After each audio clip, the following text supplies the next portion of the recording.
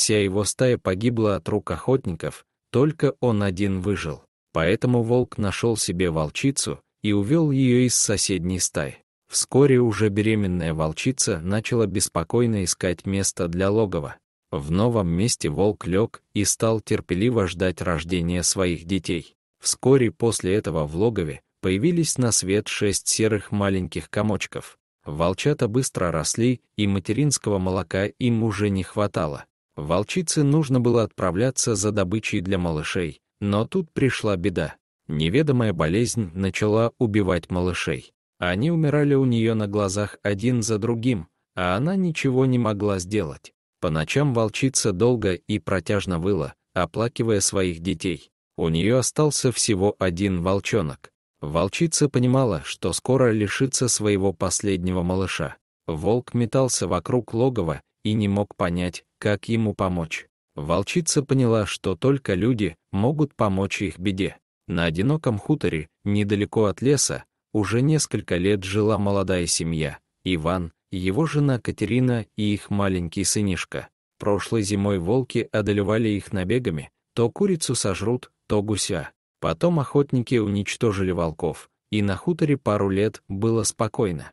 Но сегодня ночью все изменилось. Катя смотрела в окно и не понимала, что происходит. Через поле прямо к их дому бежал волк и нес что-то в зубах. Сердце женщины чуть не разорвалось от страха. Иван стоял с ружьем на крыльце и целился. Что это у него в зубах? Пронеслось в голове у Кати, и тут она все поняла. Взгляды женщины и волчицы встретились. Она прочла мольбу о помощи. Волчица аккуратно положила на траву своего малыша и отошла в сторону. «Иван, опусти ружье, она нам ничего не сделает. Она пришла за помощью». «Катя, ты о чем? Это волки, они опасны. Ты что, забыла, сколько бед они натворили на нашем хуторе?» — кричал Иван, но женщина не сдвинулась с места. Она закрыла собой мать-волчицу и ее малыша. «Я сделаю все, что смогу для твоего детеныша», — крикнула она, — «а сейчас уходи в лес».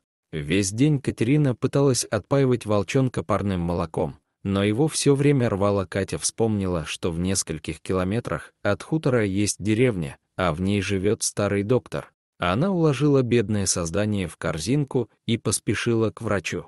«Только время зря тратишь», — сказал старик. «Я обещала его матери, что помогу», — наивно произнесла Катя. Доктор взял в руки вялое тельце волчонка и ушел с ним за шторку. Он долго проводил там какие-то манипуляции. Катя только слышала, как стучали друг об друга металлические инструменты и билось стекло открывшихся ампул. «3 дня будешь его приносить ко мне», — сказал старик. «Если на 3-й день не сдохнет, то будет жить». 3 дня Катя бегала с корзинкой к сварливому старику и выслушивала его занудство. На 3-й день лечения малышу стало заметно лучше. Он попытался подняться и стоял, покачиваясь на своих тоненьких лапках. Катя протянула ему блюдце с молоком, и он немного полакал. «Доброе сердце у тебя, девонька, поверь старику, волки отблагодарят тебя за твою доброту». В один из вечеров волчица пришла к сараю за своим ребенком. Она долго и призывно выла, как будто предупреждала о своем приходе, и малыш слышал ее. Он с нетерпением ждал встречи с матерью. Катя вынесла на руках волчонка и посадила его в траву. Щенок увидел мать и бросился ей навстречу. Столько любви было в этой долгожданной встрече. Волчица посмотрела на женщину. В этот момент их сердца разговаривали. Любая мать готова пожертвовать собой ради своего ребенка. Обе сейчас это понимали. Мать-женщина и мать-волчица. С тех пор волки больше никогда не тревожили хутор Ивана.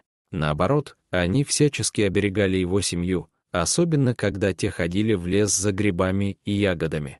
Часто Катя на опушке леса видела белую волчицу.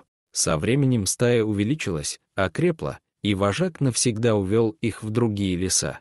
Больше их никто и никогда не видел. Дорогие зрители, если вам понравилась эта история, поставьте, пожалуйста, лайк и подпишитесь на канал. У нас много интересных историй про животных.